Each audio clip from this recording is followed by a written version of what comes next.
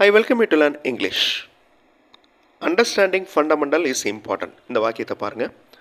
Understanding fundamental is important. இதனுடைய அர்த்தம் அடிப்படையை புரிந்து கொள்ளுதல் என்பது முக்கியமானதாக இருக்கிறது. ஓகே, இதே அர்த்தத்தை இந்த மாதிரி எழுதலாம். அதாவது கீழே இருக்கிற வாக்கியம் பாருங்க. It is important to understand fundamental. So ஒரே விஷயத்தை வேறு வேறு டைப்பில் சென்டென்சஸாக நம்ம சொல்கிறோம். எந்த டைப் இங்கிலீஷில் பேசுகிறப்ப எழுதுகிறப்ப யூஸ் பண்ணுவோம்? ரெண்டையுமே யூஸ் பண்ணுவோம். ஓகே, ரெண்டுமே ரொம்ப ரொம்ப இம்பார்ட்டண்ட். இந்த ரெண்டு டைப்ஸும் என்னது? என்ன கிராமர் அப்படின்னா ஜெரண்ட் இன்ஃபினிட்டிவ். ஓகே, இந்த ஃபர்ஸ்ட் சென்டென்ஸ் ஜெரண்ட் ஃபார்மில் இருக்குது. இன்ஃபினிட்டிவ் அப்படிங்கிறது ரெண்டாவது சென்டென்ஸ். ஜெரண்ட் ஃபார்மில் இருக்கிற சென்டென்ஸை பாருங்கள். அண்டர்ஸ்டாண்டிங் ஐஎன்ஜி ஆட் ஆயிருக்கா? Okay, understanding. அதே வார்த்தையில் கீழே இருக்கிற இன்ஃபினிட்டிவ் சென்டென்ஸில் பாருங்கள், டு அண்டர்ஸ்டாண்ட் அப்படின்னு இருக்குது. அவ்வளோதான், ரொம்ப ரொம்ப சிம்பிள். ஜெரண்ட் அண்ட் இன்ஃபினிட்டிவை பற்றி இந்த வீடியோவில் பார்க்க போகிறோம். I welcome you to the channel சென்டாக்ஸ். உங்களுடைய ஸ்போக்கன் இங்கிலீஷ் ஸ்கில் டெவலப் பண்ணுறதுக்கு வீடியோஸ் அப்லோட் பண்ணிட்டு வரேன். ப்ராக்டிஸ் பண்ணிட்டே இருங்க, கண்டிப்பாக டெவலப்மெண்ட் இருக்கும். ஜெரண்ட் சென்டென்சஸோடைய ஸ்ட்ரக்சரை நம்ம நல்லா தெரிஞ்சுக்கிறணும். வினைச்சொல், அதாவது வேர்பு, வேலையை குறிக்கும் வார்த்தை. இந்த வேலையை குறிக்கும் வார்த்தையை நவுனாக மாற்றுறது தான் ஜெரண்ட், பெயர் சொல்லாக மாற்றுறோம். அதாவது ஒரு செயலை அந்த வாக்கியத்தில் முன்னிலைப்படுத்துதல், முக்கியத்துவம் கொடுக்கறது. இப்போ அண்டர்ஸ்டாண்டிங் ஃபண்டமெண்டல் இஸ் இம்பார்ட்டன்ட். அடிப்படை அப்படிங்கிறது ஃபண்டமெண்டல். அந்த வார்த்தைக்கு நம்ம இம்பார்ட்டன்ஸ் கொடுக்கல. அதுக்கடுத்து இம்பார்ட்டண்ட் அப்படிங்கிறது முக்கியம். அந்த வார்த்தையும் நம்ம கடைசியில் கொடுத்துட்டோம். எதுக்கு முதன்மைப்படுத்துகிறோம்? எந்த வார்த்தையை முதன்மைப்படுத்துகிறோம்? புரிந்து கொள்ளுதல் அப்படிங்கிற வார்த்தையை முதன்மைப்படுத்துகிறோம். Understanding fundamental is important. So இங்கிலீஷில் பேசுகிறப்ப எழுதுகிறப்ப ஒரு செயலுக்கு முக்கியத்துவம் கொடுக்கணும், ஒரு செயலை முதன்மைப்படுத்தணும் அப்படின்னா ஜெரண்ட் ஃபார்மில் சொல்லணும்.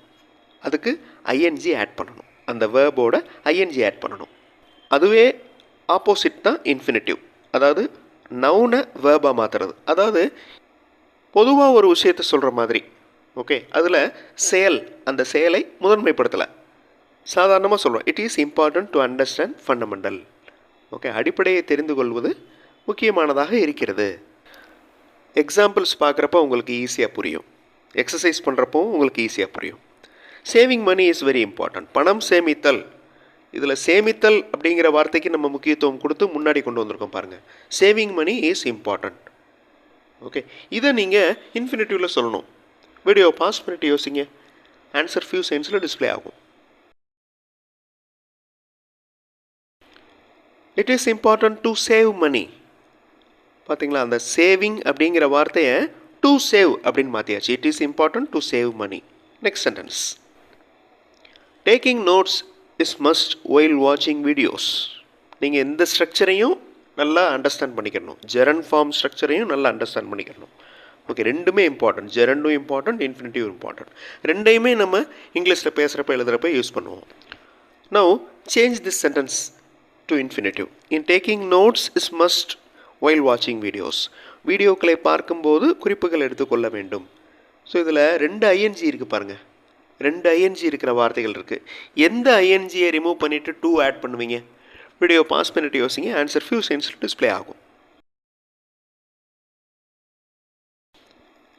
எந்த வார்த்தையை முதன்மைப்படுத்தியிருக்கோம் அதை நீங்கள் இன்ஃபினிட்டிவாக மாற்றலாம். It is must to take notes, to take notes while வாட்சிங் வீடியோஸ். வீடியோக்களை பார்த்து கொண்டிருக்கும் பொழுது நோட்ஸ் எடுக்க வேண்டும், அது மிக முக்கியம். ஓகே, ரெண்டு டைப்பும் ஒரே மீனிங் தான். ரெண்டு டைப்பையும் நம்ம இங்கிலீஷில் பேசுகிறப்ப எழுதுகிறப்ப யூஸ் பண்ணுவோம். ஸோ ரெண்டையுமே நீங்கள் நல்லா தெரிஞ்சு வச்சுக்கணும். காமெடி படங்கள் பார்ப்பது இவரது வழக்கமாக இருக்கிறது. வாட்சிங் comedy movies is his habit. So வாட்சிங் அப்படிங்கிற வார்த்தைக்கு நம்ம இம்பார்ட்டன்ஸ் கொடுத்துருக்கோம். இதை நீங்கள் இன்ஃபினிட்டிவாக சேஞ்ச் பண்ணணும். வீடியோ பாஸ் பண்ணிட்டு சேஞ்ச் பண்ணுங்கள். ஆன்சர் ஃபியூ செகண்ட்ஸில் டிஸ்பிளே ஆகும். It is his habit to watch comedy movies. Okay, comedy படங்கள் பார்ப்பது இவரது பழக்கமாக இருக்கிறது. It is his habit to watch comedy movies. Next sentence, driving fast is not safe always. வேகமாக ஓட்டுதல் எப்போதும் பாதுகாப்பு இல்லை. Okay, driving fast is not safe always. இதை நீங்கள் இன்ஃபினிட்டிவாக சேஞ்ச் பண்ணுங்கள். வீடியோ பாஸ் பண்ணிக்கோங்க. ஆன்சர் ஃபியூ செகண்ட்ஸில் டிஸ்பிளே ஆகும். ஈஸியாக சேஞ்ச் பண்ணியிருப்பீங்க. It is not safe always to drive fast. இந்த டிரைவிங் அப்படிங்கிற அந்த ஜெரண்ட் ஃபார்மை இன்ஃபினிட்டிவை மாற்றுறப்ப ஐஎன்ஜி ரிமூவ் பண்ணிவிட்டு டிரைவ் அப்படின்னு மெயின் வேர்பில் கொண்டு வர்றோம். It is not safe always to drive fast.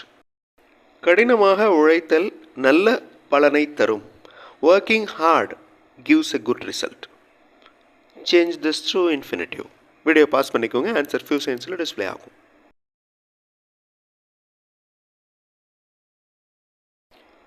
Working hard gives a good result. It gives a good result to work hard. To work hard gives a good result அப்படின்னு சொல்லலாம். Running is a good exercise. ஓடுதல் என்பது ஒரு நல்ல உடற்பயிற்சி. Video pass பண்ணிவிட்டு இன்ஃபினிட்டிவாக change பண்ணுங்கள்.